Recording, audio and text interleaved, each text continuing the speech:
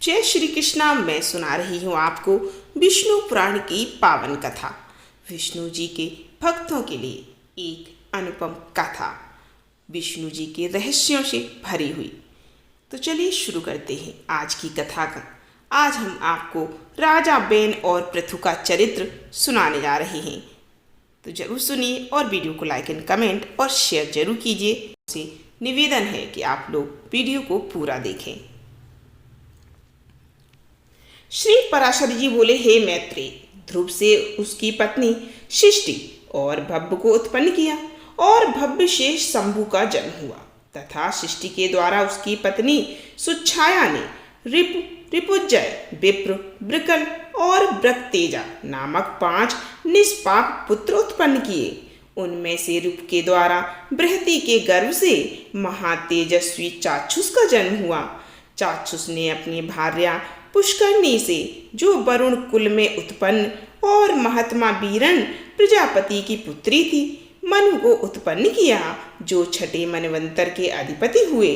तपस्वियों में श्रेष्ठ मनु से बैराज प्रजापति की पुत्री मृडवला के कुरु सतध्युम्र, तपस्वी सत्यवान सूचि, अग्निष्टोम, अतिरात्र तथा नवा शुद्रुम और 10वां अभिमन्यु, इन महातेजस्वी पुत्रों का जन्म हुआ। कुरु के द्वारा उसकी पत्नी आग्नेयी ने अंग, सुमना, ख्याति, क्रतु, अंगिरा और शिव, इन 6 परम तेजस्वी पुत्रों को उत्पन्न किया। अंग से सुनीता के बेन नामक पुत्र उत्पन्न हुआ। ऋषियों ने उस बेन जे दाहिने हाथ का संतान के लिए मंथन किया था। हे महामुनि, बेन के हाथ का मंथन करने पर उससे वैश्य नामक महीपाल उत्पन्न हुए, जो पृथु नाम से विख्यात हैं और जिन्होंने प्रजा के हित के लिए पूर्व काल में पृथ्वी को दूहा था। हे मुनिश्रेष्ठ, परमर्षियों ने बेन के हाथ को क्यों मथा, जिससे महापराक्रमी पृथु का जन्म हुआ। श्री पराशर जी बोले, हे मुने, मृत्यु की सुनीता नाम वाली जो प्रथम पुत्री थी, वह अंग को पत्नी रूप से ब्याही गई थी, उसी से बेन का जन्म हुआ। हे मैत्रेय, वह मृत्यु की कन्या का पुत्र अपने माता महिनाना की दोष से स्वभाव से ही दुष्ट प्रकृति हुआ। उस बेन का जिस समय महर्षियों द्वारा राजपद पर अभिषेक हुआ, उसी समय उस पृथ्वीपति ने संसार भर में यह घोषणा कर दी कि भगवान यज्ञ पुरुष मैं ही हूँ, मुझसे अतिरिक्त यज्ञ का भोक्ता और स्वामी हो ही कौन सकता है। इसीलिए कभी कोई यज्ञ, दान, हवन आदि न करे। हे मैत्रेय, तब ऋषियों ने उस पृथ्वीपति के पास उपस्थित हो पहले उसकी खूब प्रशंसा कर सांत्वना युक्त मधुर वाणी से कहा। ऋषिगण बोले, हे राजन, हे पृथ्वीपति, तुम्हारे राज्य और देह के उपकार तथा प्रजा के हित के लिए हम जो बात कहते हैं सुनो, तुम्हारा कल्याण हो। देखो, हम बड़े बड़े यज्ञों द्वारा जो सर्व यज्ञेश्वर देवाधिपति भगवान हरि का पूजन करेंगे, उनमें से तुमको भी भाग मिलेगा।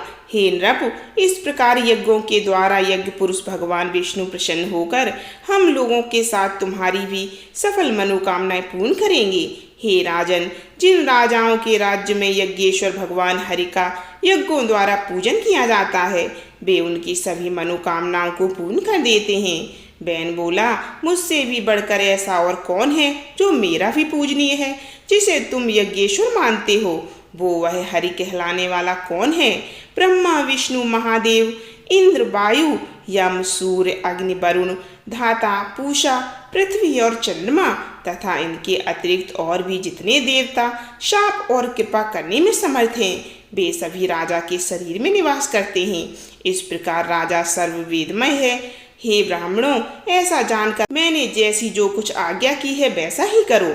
देखो, कोई भी दान, यज्ञ और हवन आदि न करे। हे द्विजगण, स्त्री का परम धर्म जैसे अपने पति की सेवा करना ही माना गया है, वैसे ही आप लोगों का धर्म भी मेरी आज्ञा का पालन करना है। ऋषिगण बोले, महाराज, आप ऐसी आज्ञा दीजिए जिसमें धर्म का क्षय न हो। देखिए, ये सारा जगत हवि का ही परिणाम है। श्री पराशर जी बोले, महर्षियों के इस प्रकार बारंबार समझाने और कहने सुनने पर भी जब बेन ने ऐसी आज्ञा नहीं दी, तो वे अत्यंत क्रुद्ध और अमरशयुक्त होकर आपस में कहने लगे, इस पापी को मारो मारो, जो अनादि और अनंत यज्ञ पुरुष प्रभु विष्णु की निंदा करता है। वह अनाचारी किसी प्रकार पृथ्वीपति होने के योग्य नहीं है। ऐसा कह मुनिगणों ने भगवान की निंदा आदि करने के कारण पहले ही मरे हुए उस राजा को मंत्र से पवित्र किए हुए कुशाओं से मार डाला। हे द्विज, तदंतर उन मुनीश्वरों ने सब और बड़ी धूल उठती देखी। उसे देखकर उन्होंने अपने निकटवर्ती लोगों से पूछा, ये क्या है? उन पुरुषों ने कहा, राष्ट्र के राजाहीन हो जाने से दीन दुखियों लोगों ने चोर बनकर दूसरों का धन लूटना आरंभ कर दिया। हे मुनिवरों, उन तीव्र वेग वाले परधनहारी चोरों के उत्पात से ही यह बड़ी भारी धूल उड़ती दिख रही है। तब उन सब मुनीश्वरों ने आपस में सलाह कर उस पुत्रहीन राजा की जंघा का पुत्र के लिए यत्नपूर्वक मंथन किया। उसकी जंघा के मथने पर उससे एक पुरुष उत्पन्न हुआ, जो जले ठूंठ के समान काला, अत्यंत नाटा और छोटे मुख वाला था। उसने अति आतुर होकर उन सब ब्राह्मणों से कहा, मैं क्या करूं? उन्होंने कहा, निषीद बैठ। अतः वह निषीद कहलाया। इसीलिए हे मुनि शार्दुल, उससे उत्पन्न हुए लोग विंध्याचल निवासी पाप परायण निषादगढ़ हुए। उस निषाद रूप द्वार से राजा बेन का संपूर्ण पाप निकल गया। अतः निषादगढ़ बेन के पापों का नाश करने वाले हुए।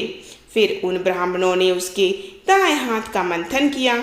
उसका मंथन करने से परम प्रतापी बेन शुभन पृथु प्रकट हुए, जो अपने शरीर से प्रज्वलित अग्नि के समान देदीप्यमान थे। इसी समय आजगव नामक आर्ध सप्रथम शिव धनुष और दिव्यवाण तथा कवच आकाश से गिरे। उनके उत्पन्न होने से सभी जीवों को अति आनंद हुआ और केवल सतपुत्र के ही जन्म लेने से बेन भी स्वर्गलोक को चला गया। इस प्रकार महात्मा पुत्र के कारण ही उसकी पुम अर्थात नरक से रक्षा हुई। महाराज पृथु के अभिषेक के लिए सभी समुद्र और नदियां सब प्रकार के रत्न और जल लेकर उपस्थित हुए। उस समय अंगिरस देवगणों के सहित पितामह ब्रह्मा जी ने और समस्त स्थावर जंगम प्राणियों ने वहां आकर महाराज बेन पुत्र का अभिषेक किया। उनके दाहिने हाथ में चक्र का चिन्ह देखकर उन्हें विष्णु का अंश जान पितामह ब्रह्मा जी को परम आनंद हुआ। यह श्री विष्णु भगवान के चक्र का चिन्ह सभी चक्रवर्ती राजाओं के हाथ में हुआ करता था। उनका प्रभाव कभी देवताओं से भी कुंठित नहीं होता।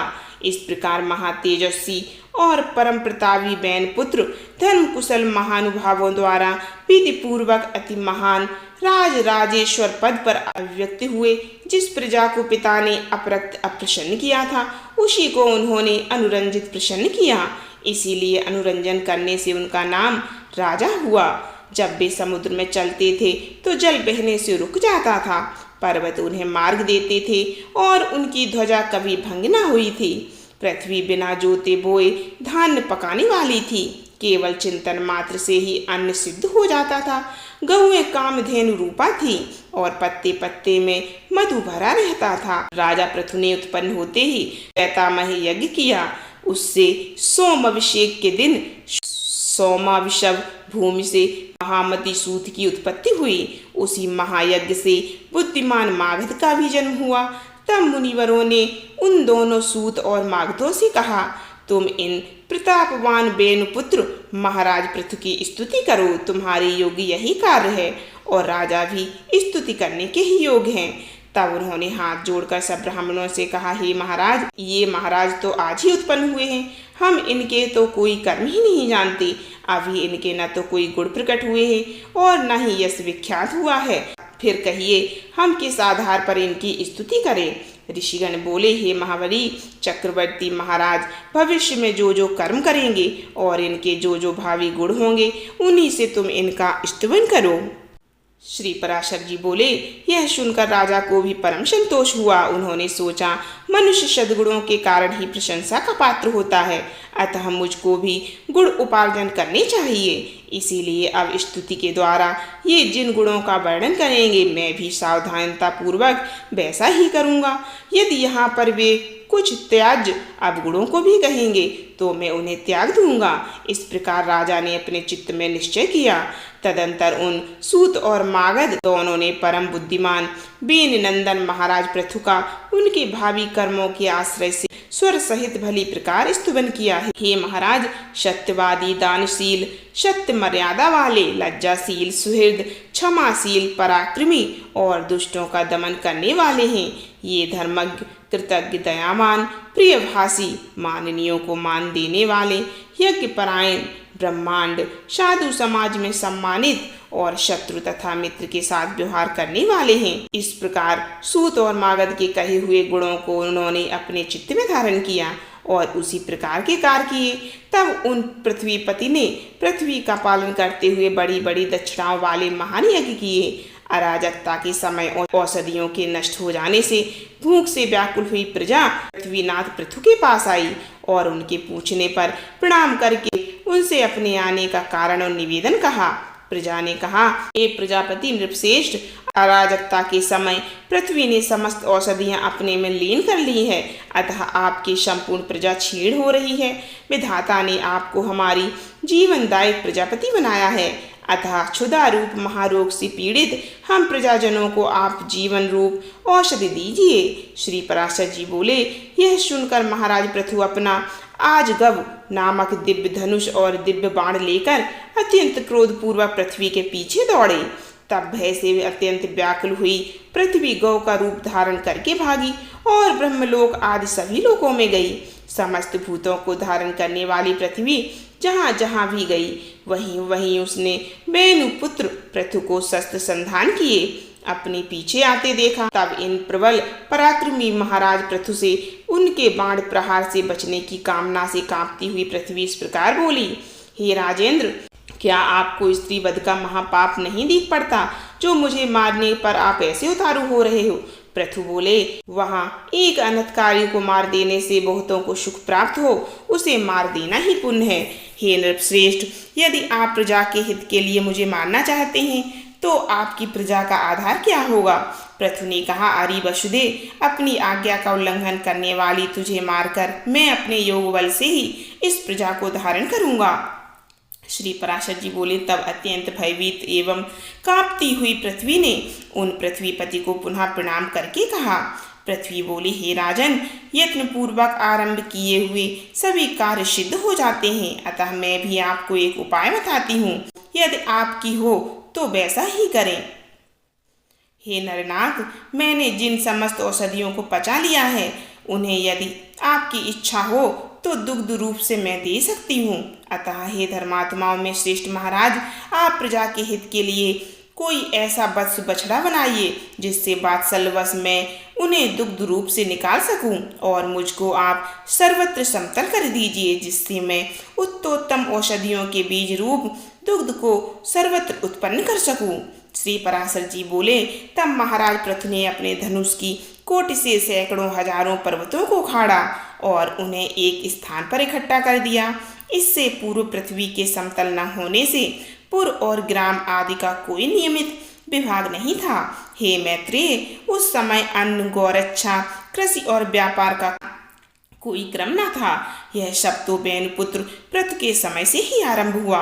हे द्विजोत्तम, जहाँ जहाँ भूमि समतल थी वहीं वहीं पर प्रजा ने निवास करना पसंद किया।